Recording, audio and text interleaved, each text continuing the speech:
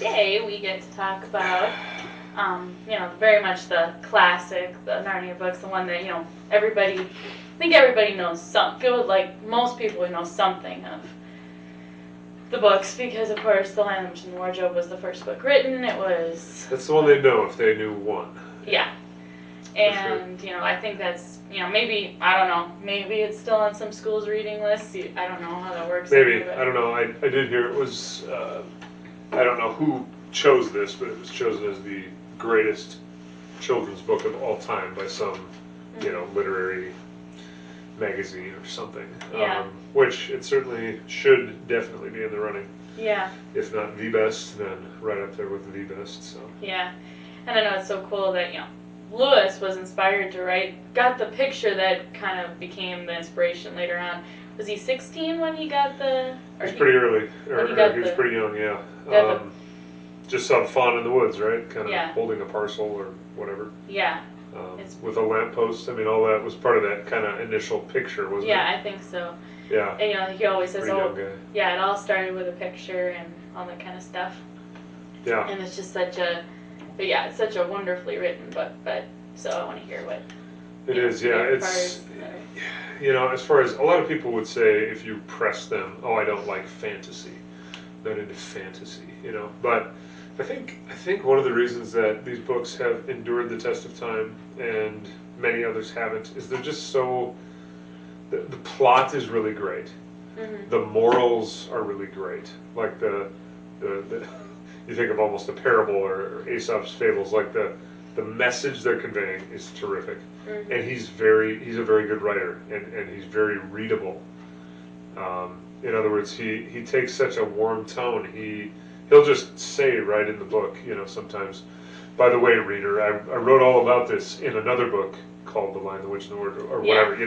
He's just he's kind of cheeky. Yeah. And I think people just like the way he writes, So, I don't know. What do you think as far as enduring? Why are they such classics? Well, I think it is. I don't know. Maybe just. I don't know. I just think that they're, like you said, they're really well written stories, and such a semi-unique style. I would say, how he talks back to the readers, or one of the funniest lines I think of is how he says. When they're going into the wardrobe, and he says, of course she remembered, as any sensible person does, that you shouldn't shut yourself up in a wardrobe. Yeah. And then he says, Edmund was dumb and did shut himself up, but Peter was also sensible. And I remember thinking that's so funny, and then looking back, like as a 20-year-old looking back and thinking about it, because I remember watching the movie probably as a 6 or 7-year-old, and my mom saying, when Lucy's going with Mr. Thomas, she said, now, if a man came along and asked you to go with him, you wouldn't go, right? And I just think it's so funny that he thinks it's so important to say, now don't lock yourself up in a wardrobe, but go with a stranger. It's funny. No, of course. And when we see the consequences of taking candy from strangers, but we don't see that with Lucy, But I mean, I just find it funny, and it's totally okay. Yeah. I just find it, it's just kind of... Well, it is really ironic that he would so impress on young readers, and he does. He says that, no joke, 5 times in that first chapter? Or something, Or he works it in throughout the different chapters. Just constantly working it in. Now, of course, as you remember, you should never shut yourself into a wardrobe, and then the first thing she does is walk off down the trail with a creature. Now, maybe he's thinking, well, this is a mythical creature. Yeah, it's not even personal. It's not a human being, so maybe it's okay. But then he does sort of, I suppose, in his own way, when they go back to the cave and Tumnus says, all this time I've been trying to woo you and make you fall asleep so that I could turn you over to the White Witch. So there is an element of golly, shouldn't have done this. Yeah, kind of like the extreme.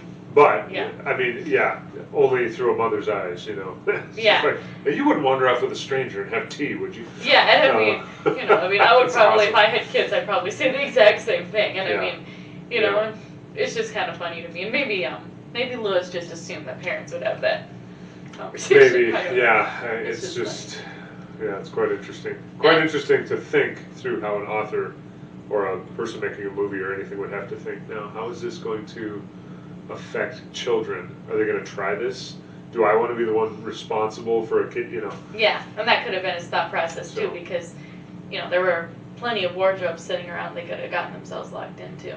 Yeah, it's true. I wonder if he, he probably didn't shut himself up in the wardrobe. Maybe he and his brother would tell maybe stories. He did, yeah. I kind of think that maybe he modeled the house, you know, Professor Kirk's house, after his own childhood house. I don't know. Yeah. But, yeah, you certainly get the impression his dad had a lot of money, and they had kind of a labyrinthian house, plus they had the house in the country too, right? I mean, they had a couple of properties, I'm pretty sure that Yeah, I don't remember. probably were both very nice. Yeah, I guess, and then, His dad was a lawyer, is that right? I think, that sounds about right, but I don't remember actually. He was either a lawyer or a professor. Yeah, anyway. Yeah, he was, you know, they were the upper He was class. kind of a big cheese, yeah. Yeah. So, Yeah, anyway, so, yeah. but yeah, and I know we've already kind of talked about, you know, but Edmund's character arc and all this, whatever, but I don't know, so. Yeah, we've gone through some of this. I mean, I know we talked about the Turkish delight and, you know, what is each of our Turkish delight. We all have those things that we are prone to allow to control us, enslave us, you know. But I think, what are your favorite scenes from The Lion, the Witch, and the Wardrobe? I mean, what are 2 or 3 that stand out? Yeah, I think, I always often, like, think of how it was in the movie too, so they're, you know, the movie kind of supplements it, because Lewis does leave a lot up to our imagination Sure. too. Think definitely in the book, of course, like I love the whole, you know, the transaction between the witch and Aslan, of course, and how when Aslan's resurrection, how the girls are, you know, all afraid and they're saying what's going on and whatever, and it's just has always kind of helped for me anyway to, you know, be able to picture Easter and all those a lot better. I don't know, but because, you know, this was written, I don't know why, it's always helped me understand that better. And Sure. I know in the movie, one of my favorite parts, you know, the witch delivers some of my favorite lines, ironically, because again, how they're going into the battle against the White Witch, because they actually do show it more in the movie. Yeah. And, you know, they're looking over, they're like in this field or whatever, I don't really remember where they are, and she tells her general, oh, I don't have any interest in prisoners, go ahead and kill them all. And I always think that's so interesting how, you know, Satan has this idea, oh, I think I'm going to win, but we all know that he's already been defeated too. Mm-hmm. Yeah. But, yeah, I mean, Lewis does a great job of starkly contrasting good and evil, you know, and evil just for the sake of evil, you know. I mean, he kind of explains where the White Witch comes from, but you know, as far as like going back to Magician's Nephew, like, how did she become so evil back in Karn, where she betrays and murders her own sister and slaughters an entire population by using the deplorable word? It never really explains, does it? How and why in her heart there is so much just abject evil. yeah, she literally just says, well, I was the queen, they belong to me, or whatever. I mean, she's just power hungry. I mean, it kind of just, there's just this prideful, power hungry thing going on. So, you know, she is just a wonderful embodiment of evil for evil's sake. Why did Lucifer go bad in heaven? No reason to. Yeah, he was power hungry. He was power hungry. He was prideful. Mm-hmm. So, yeah, it's just a good reminder for all of us. You know, pride leads to pretty terrible stuff. But I think for me, the kids, the children going to Beaver's Dam, you know, I love that part too. And having a meal with them, and they're so warm, they're so inviting, they're so hospitable, and their description of Aslan, of course, is just legendary. He's this figure that they haven't seen in ages. Yeah, you know? at least at least 100 years. I forget how long it's been, but it's been 100 years. Has it been? Okay. Yeah. And you know, I mean, like the story of Jesus. Yeah. You know, I mean, you have this huge gap before Jesus shows up. This huge silence. This huge time frame where he has not shown himself. God has not shown himself plainly to the people. Yeah. And you know, but there's always this anticipation. So when I read in Matthew that you know Zechariah and Elizabeth were eagerly awaiting the Messiah, I mean that's amazing. Yeah, and that seems kind of like what Beavers and Sure. Mr. Tumnus too. In some Eagerly ways. awaiting, yeah. You know, they were just there was always that anticipation. They never Right. lost hope. Aslan and even is coming. and He's even- gonna come. yeah, and even when and like the prophecy was going to be fulfilled too. You know, the 4 kids were going to come. Yeah. And you know, even when the kids had this doubt in themselves, and this is played more out in the movie, but you know, there's just this like, no, you know, Aslan's already figured out your army or whatever, and this continuous no, you've been chosen for this and you can do it. Yeah. And so one thing I think so I'm going back to like the Mr. Tumnus and everything. Yeah.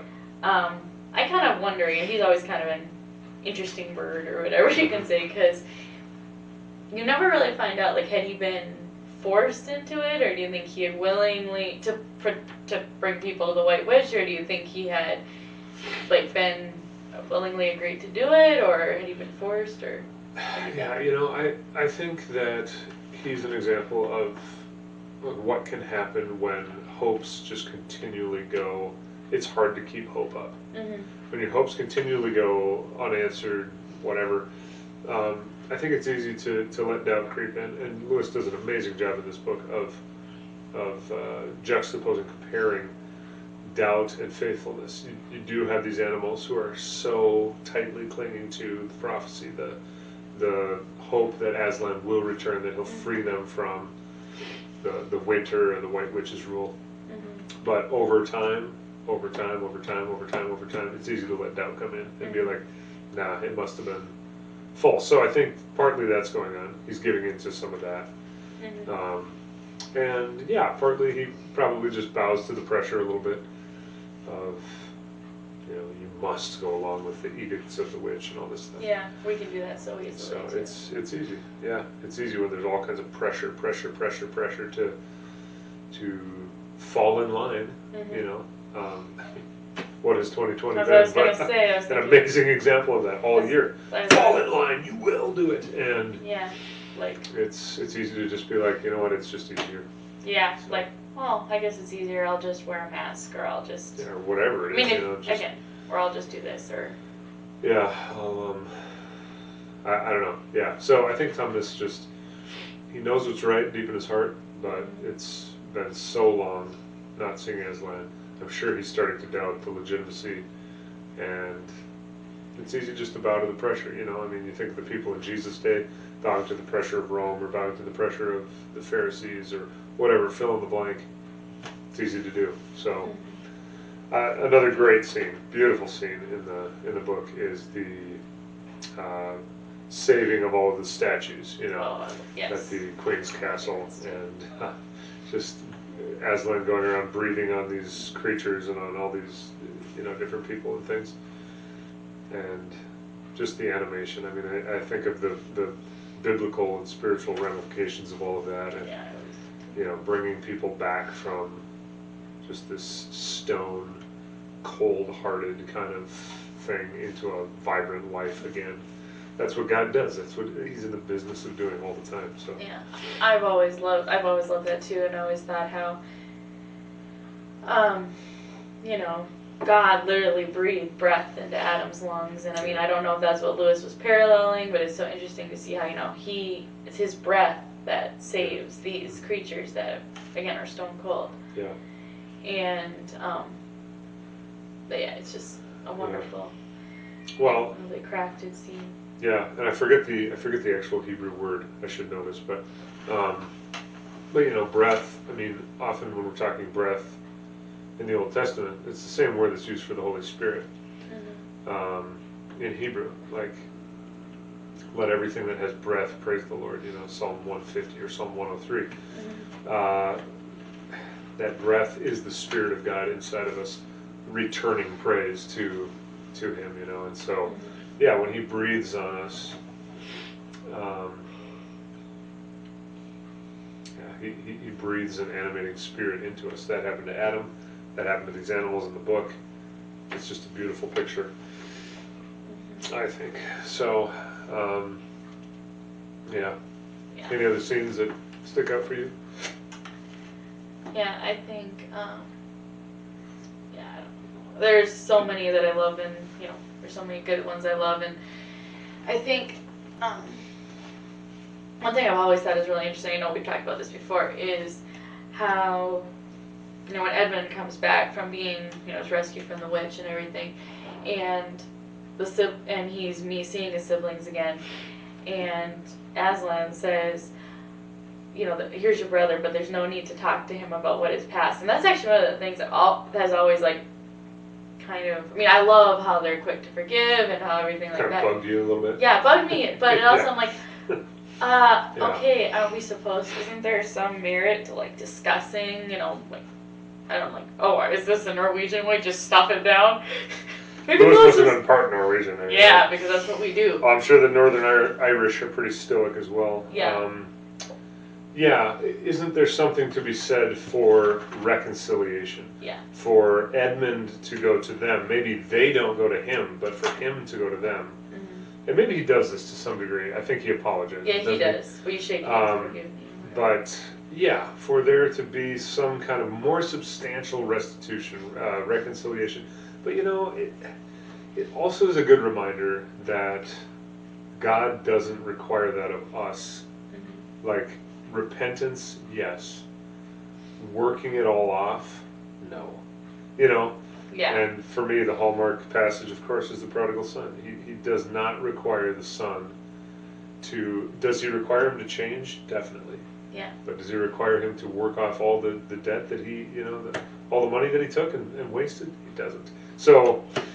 It's probably appropriate. You know, there are some things in the books that are unsatisfying because there are a lot of things in life that are just unsatisfying. Why don't we get to know the backstory? Why don't we find out what happened to, for instance, Erebus's maid, you know, or whomever it might be? And Aslan is constantly saying, it's not for you to know. Yeah. That is not your story, and you don't need to know that. And you're on a need-to-know basis. Yeah, my mom claims she doesn't remember this, but she used to bug me by using that line on me when I'd say, so, how are you going to punish the daycare kids so-and-so for what they did? I mean, it wasn't all my fault. I don't think that fuck was all my fault. I think it was so-and-so's fault, too. And she'd be like, you know, remember what Aslan says? You know one's ever told any story with their own. And she doesn't remember that, but she doesn't claim she doesn't, but it's like, Mother, you don't remember that used to make me madder? Well, it's a pretty effective thing, especially for you, for her to say, you know what, not your story. Yeah, and that was her intention. I just remember thinking, oh, really? Yeah, whatever. Yeah. But it doesn't matter. I want to know. Yeah. Well, you know, and I think there's a lot of that in reality. You know, you think of the book of Job. I want answers. Mm-hmm. Why? You know, and God... He doesn't give Job a list. Here's what happened, Job. Here's exactly what happened. Bullet point by bullet point. No, he just says, in the mystery, are you willing to trust me? Mm-hmm. That's really all he answers Job with. Yeah. I'm God. I'm way bigger than you can possibly fathom. You know, you weren't there when I placed the foundations of the earth and the sea. You weren't there. You don't know everything. Are you willing to trust me? And, you know, Job really does quite a good job. Even though he wrestles back and forth, but he, you know, I mean, he says to his wife, "Are we to accept only good and not bad from the Lord?" Like, yeah. So, I think it's pretty accurate, you know, that Aslan continues to infuse the stories with this idea that you're not told everything, and you're never going to have everything satisfactorily answered for you. So.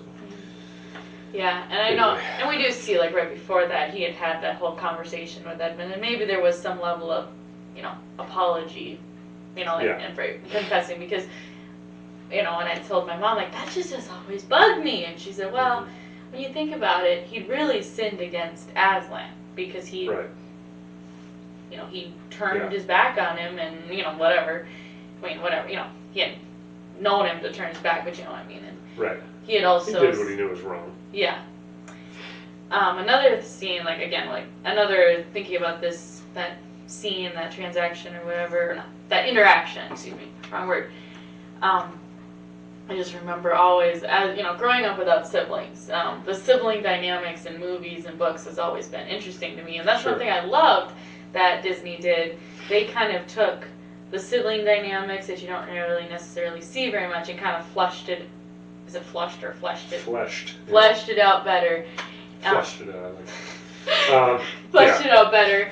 Mm-hmm. And this scene in the movie is very beautifully done because Lucy is just a delightful character in the book, in the movie. She's portrayed beautifully. Yeah. I don't know how much you remember of it, but she's, she does, Edmund is just opening his mouth and he's like, oh, like, hi, hello or something, and he's super awkward, and she's like, and she's instantly like just throwing her arms around him and welcoming him back. Yeah. It's so Lucy is the most Christ-like figure in the books, aside from Aslan, of course. But yeah, and I think too, there's something to be said for knowing how a person feels and what's in their heart, even if they don't give this long-winded apology. I mean, those other three, after that whole thing transpires, have had to know. Here he's humiliated, devastated. Like, sometimes you don't need to lay it on thick, And I don't know. I think in the movie he's like, sorry, go ahead. No, I was just going to say, I think it's just interesting to think about how not only how the book parallels the Bible, but how the book parallels maybe some of Lewis's life. Mm-hmm. And just going back to not getting all the answers to things. I mean, here's a guy who lost his mom when he was 9? I think so. 9, and he's obviously wrestling through that still. Mm-hmm. Later in his life when he's writing The Magician's Nephew, I'm sure he's thinking about that. Like, you're only told your own story. You're not given all the information. You're not privy to all that other stuff. Because I'm sure one of the enduring questions of his life is, why did my mom die? Yeah. And that's tough. When you think about it, like, if his mom hadn't died, he probably wouldn't have walked away, like, to the extent that he did, because he became a full-blown atheist as a teenager, I believe. Mm-hmm. And if he hadn't had those years of being an atheist, and then doesn't he kind of become an agnostic, or he came back to believing in a God, but not necessarily in Jesus or something. I don't remember, but it was kind of a process. Yeah, it was a process. But he wouldn't have been able to influence people in the way that he did. Like, you think of, like, Sheldon Van Auken, and, because if he didn't understand, like, the doubt and the wrestling with the questions about faith. Another thing that I think the book touches on, and then also the movie expands on. And I think part of one reason I love the movie so much is, A, I saw it all the time as a kid, and B, I'm not very visual, so seeing it played out, like,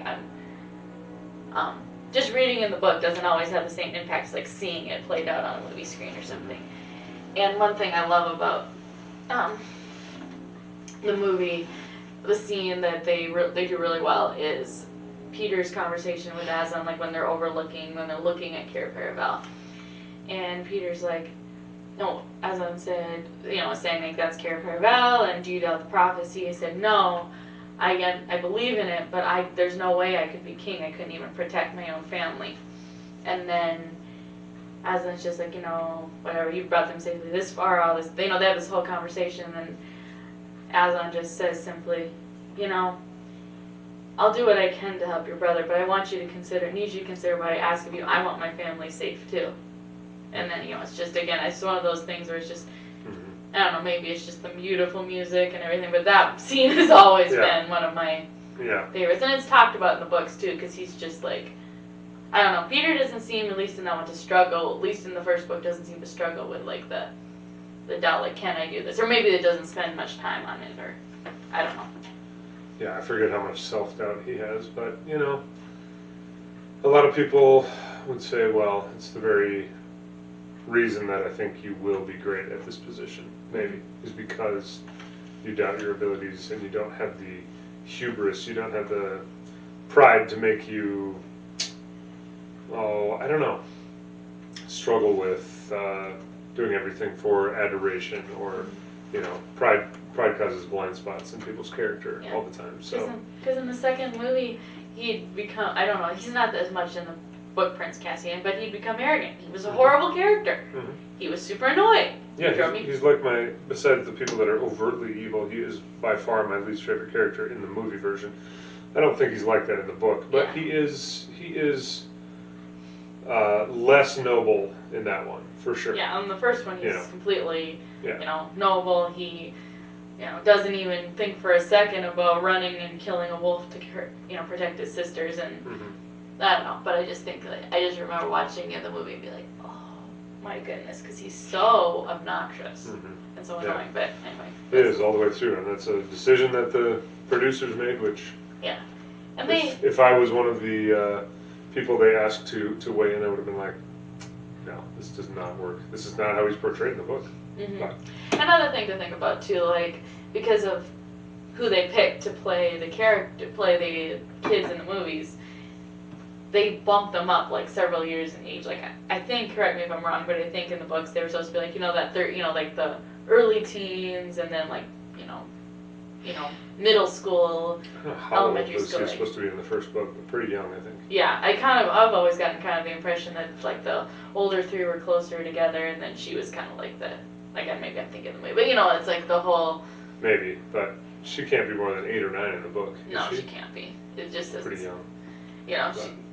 She always kept that childlike innocence you see all the way through the books, because she was a little kid when they went, not little, but a young child when they went in, and there's less, there's less cynicism or whatever. I do like the scene in the book where they go in and talk to Susan and Peter go in and talk to Professor Kirk. Oh, I love that too. About so is Lucy lost her marbles, and he just lays out a logical explanation. It's one of the times that Lewis just can't help himself. He has to make commentary, editorialize on the English school system and how they don't teach logic and what is wrong with teachers and students. What do they teach you at these schools? Are you guys a pack of loonies? Now, he had a professor. What was his own professor's name? He went off to study with a guy in southern England who he probably models Professor Kirk after. Wasn't it Kirkman or something? It was a very... I want to say it was Kirk, but that is in Narnia, right? Yeah. He's Professor Kirk in Narnia. I can't remember what his name is in real life, and that guy taught him logic. He spent a lot of time teaching him logic. He was totally brilliant. Yeah. And Lewis came away both feeling like he had a pretty good grasp of logic, and also that the modern school system and the modern pupil definitely did not. Yeah. They were just a pack of dummies. Now, I would say 2020, we have no capacity for logic. Yeah. We just do whatever feels good. That's basically how we educate, how we do Christianity, all that stuff. So. Yeah. Well, that's what you think of. That is true. How he's just how he just lays it out for them. He's just okay, let's think through this. Who's the honest one? Lucy. Is Edmund known to be honest? Not really. So why wouldn't you give her the benefit of the doubt? I mean. Yeah. Too lazy, too. Yeah. I mean, of course, maybe it's the brilliant British accents that of course, they're all British actors, and you're hearing, he's just. No, you just get the mental picture of this frizzy hair. And, that's how he's told. Professor, right? Yeah, he's a professor. Excuse me. Yeah. But I just think it's so. And then in the movie, he follows it up with, Peter's like, "What? You're saying we should just believe her?" And he's like, "Well, yeah, she's your sister, isn't she? You're a family. I'd suggest you try acting like one," or something like that. So he also kind of calls him out on, you're both being kind of a bunch of jerks. Yeah. Bunch of toads. Yeah, and just doing what we do so well since the Age of Enlightenment. We just assume that there has to be a scientific explanation, and if there isn't, then it's not true. Yeah. Well, that doesn't work very well for a Christian, for one thing. Yeah. There's so many things in Christianity that don't make sense. They don't. I mean, faith is predicated on something that you can't prove with your 5 senses. You can't hold it in your hand. That's a prerequisite to the faith piece. So, as a Christian, we're called to operate outside of that Enlightenment science thing in a faith realm quite often. And guess what? We also don't deny that science is real, that there have been wonderful advancements made, and, by the way, that a lot of those advancements just do 2 things. 1, prove to us what we don't know, and 2, point us to a designer. Because how in the world could all of this have come about and been created? with no design at all. So, yeah, it's. I just think it's funny, you know. He can't help himself. He can't help himself in the Dawn Treader. Just he's got Eustace as kind of this prototypical like dorky, you know. Oh, it's all about facts and figures and ledgers and all this stuff, and he's been educated out of intelligence almost. Yeah. If that makes sense. Yeah, because some people, sometimes the smartest people. I think I remember your line once saying, "Only someone as smart as so and so can do something so stupid." Like, yeah, I mean, you know, like sometimes you just lose your logic when you get too smart, or you think, well, I know everything, so I don't need to think logically about it anymore. I think you get very prideful. Well, I mean, it's a proverb, isn't it, that says knowledge puffs up. Knowledge puffs up. It makes you think you're really something. So. I know one thing I like about how they go talk to Professor Kirk too. How, you know, Lewis. I don't know if this is intended, but he kind of says, you know, if you're having a problem when you're a kid, you don't have to try to figure it out by yourself. There are adults in your life that it's okay to go say, hey, I'm having this issue or whatever. I don't know, I kind of like versus, like, you know, some novels are like, no, adults are our enemies, we shouldn't go talk to them. Or they don't want to help us, or they just are against us or whatever.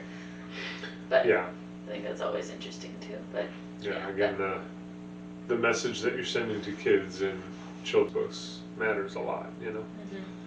Very impressionable readership. Yeah. So. But yeah, it's just. But yeah, brilliant book, and the plot is so good and it's so unique, and so the person who says, oh, I don't like fantasy, well, not all fantasy is equal, you know, just like all things. Yeah, I like plenty of the non-fiction stuff, and I read a lot of it, but sometimes the novel manages to be more accurate, more true than real life almost, in the way that it portrays people and feelings, and I don't know, it's just it's a unique thought that you could almost have a fake character be more real than a real person. You know? Yeah. But you see that in books like the Chronicles, where the reactions to things, the characters, the things they're thinking and doing are so realistic. It's so relatable. And then he's working in these just beautiful pictures of Jesus and faith and doubt and wrestling with this stuff. Yeah. That's why it's not just again, like stuff in this book, it's not just nostalgia that makes me refuse to believe that Lewis just wrote a book, you know, like he didn't intend it to represent Jesus or anything like that. Because how can you read that book and not you, but how can anyone read that book and think that? Because there's so much, you see the parallels. I think we had this conversation like, oh sure, so I'll just, makes sense. It's logical that a lion who has so many similarities to Jesus, including dying for someone else. Including the fact that he's a lion. A lion, yes, that too. The Lion of Judah, you know. Yeah. So, yeah. And then he appears as a lamb in the Voyage of the Dawn Treader. You know, there's just so many parallels. It's kind of like. He dies for the sins of others. He rises again. He conquers the witch. And then he slips away. Just kind of. Yeah. There's no fanfare in to his father's, realm. Yes. So yeah, I mean, I think only a person who just willfully wants to doubt, who just has made that a habit in their life, could possibly make the case that this is not paralleling Jesus and the Bible to some extent. I just had this conversation with somebody, but faith, just like doubt, is an act of the will. At some point, you just are saying, I choose to believe this. I don't have the evidence to back it up necessarily, but I just choose to believe it. And we all do that on some level. Like in relationships, we learn to trust people. There's a certain level of faith that you put in your parents or in your spouse, if you're me, or in whomever. Like, they've acted this way in the past, they've been steady, and I have faith that they'll continue to be steady. I have faith that, for people that are married, I have faith that my spouse is going to be faithful to me. Yeah. I mean, that kind of thing, everybody engages in that. Mm-hmm. But then you take it to the next level and say, and I have faith in a God who created all these things that we see, because it's just too phenomenal to think it was all just happenstance. Yeah. But doubt is also a willful act, and a lot of people are willfully engaging in, well, I just can't believe, da-da-da-da-da. Yeah. And I mean, and Yeah, and I mean, yeah, I don't deny that the parallels aren't perfect. I mean, it's not perfect. And I think what Lewis said, I think what a lot of people misconstrue, like, as, oh, this wasn't an intended representation of Jesus. Lewis did say of Aslan, yeah, these books aren't allegories. Everything is not perfect. Everything does not mean something. Like, I don't know what a perfect, like, Pilgrim's Progress. Every single thing in that book represents something in real life. Whether it's the names or whatever, but yeah. Everything in the books does not mean something. He actually calls them, I think he said, they're supposals. So let's suppose that Narnia was real. Like, there was another realm, and the Son of God appeared in the form of a lion instead of the form of a man. And what would the story, be there? Yeah. It's so interesting to think about portraying Jesus in your own way, in your own written. Like, for Lewis to think, okay, how would he act? What would he say? What would he be like? How would he react to things? There's that, Christy and I are watching The Chosen, which is a series, you've probably seen some of it. Yeah, I think I watched the first season. To watch how they flesh out these scenes with Jesus and what he might be like at a wedding in Cana. I mean, these are just, or whatever the case might be. How he interacts with his mom. Yeah, how he interacts with his mom, how he interacts with others, how he's dancing and having a good time with people at a wedding, or how he's interacting with the woman at the well, or, just... The children. That's that scene, episode, like, just about made me cry. It was so and sweet. I think it's just, what an exercise in trying to represent what God incarnate may have been like in the stuff in between all the lines where we don't get to read, and he said and did this, like this, with this person. Mm-hmm. It's just...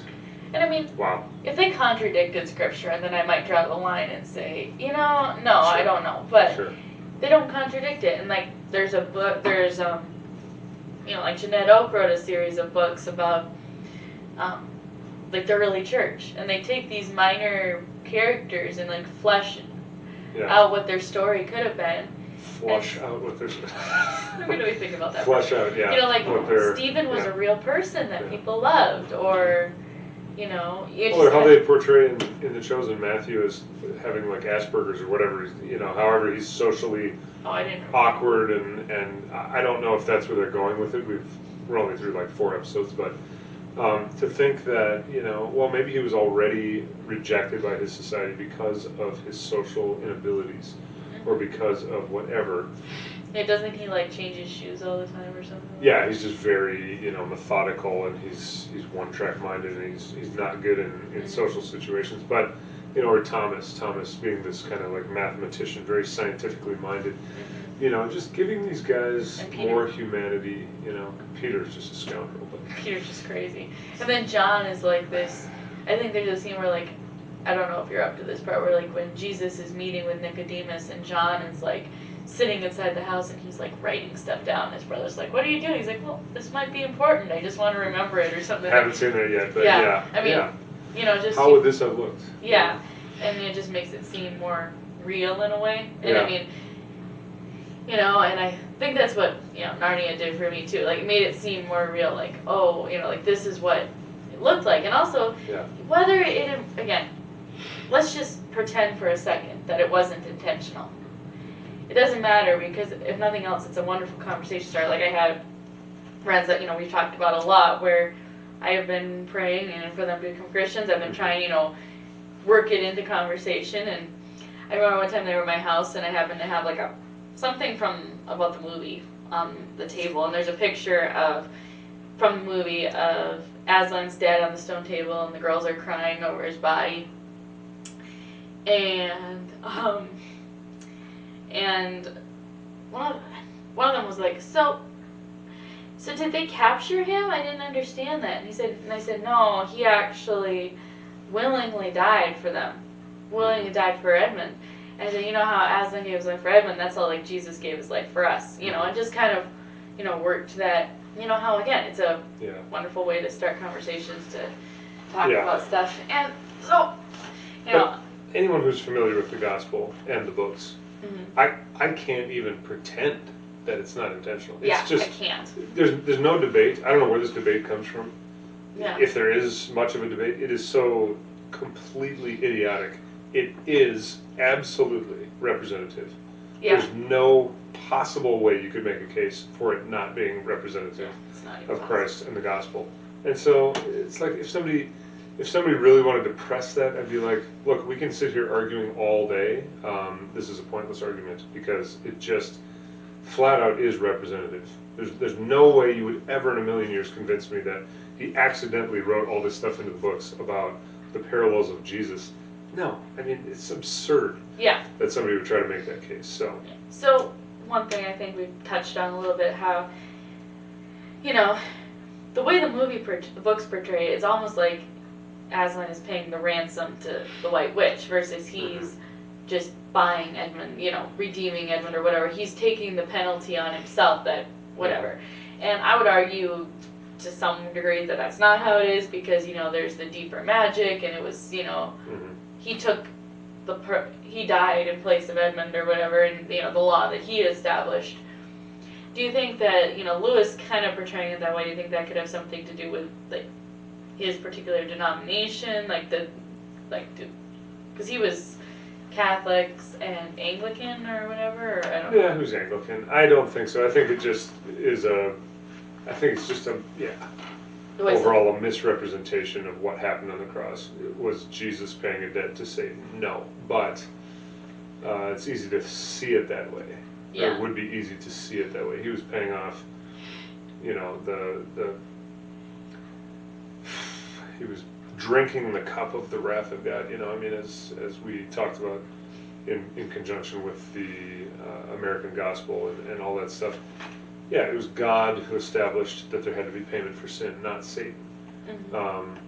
This is why Satan could think that in the process of Jesus being killed brutally, that he was somehow winning something, because he really, I suppose, did not understand the deeper implications of Christ taking back the sin onto himself of an entire, you know, world of people throughout all time, and actually in the process is losing. Why would he, if he understood that, why would he even want it to happen, really?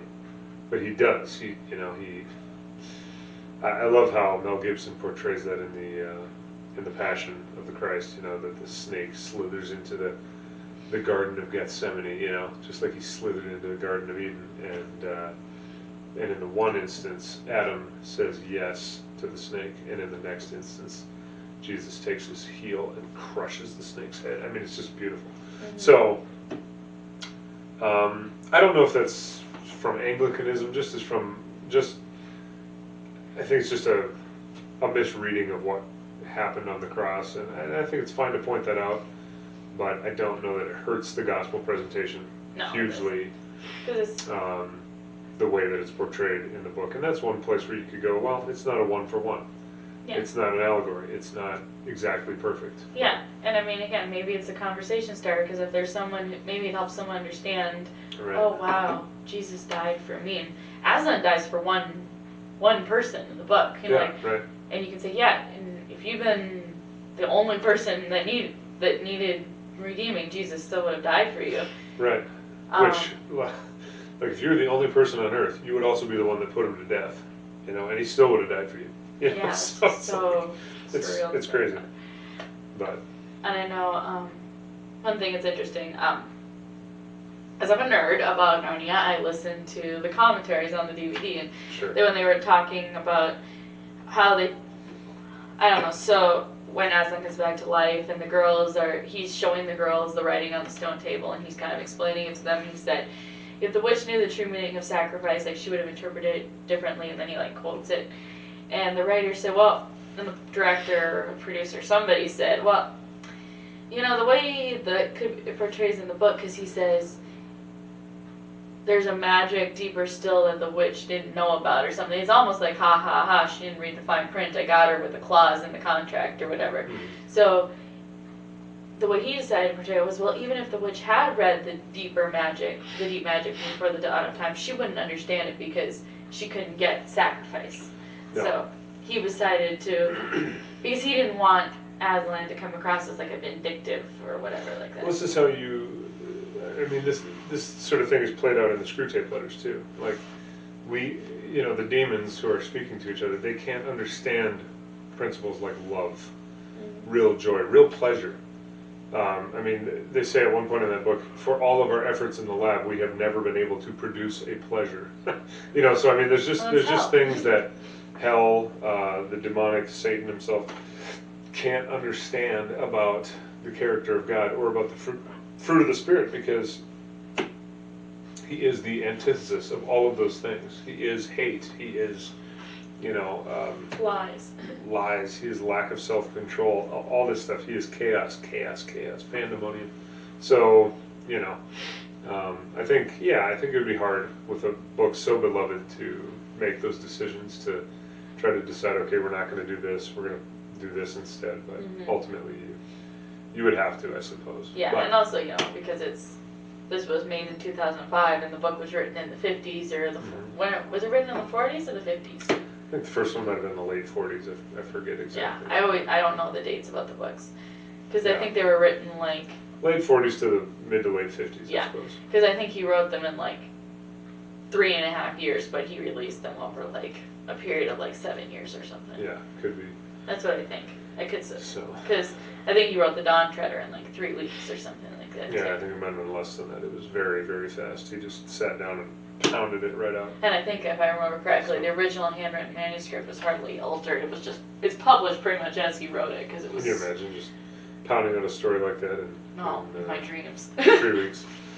But I probably need to get moving on, but this has been, it's awesome. This is one of the great all-time children's books for a reason. It's fantastically done. Yeah. So next time we get to talk about my favorite, I think it's your favorite too, The Horse and His Boy, so that'll be pretty awesome too. Very good book. Yeah. Alrighty.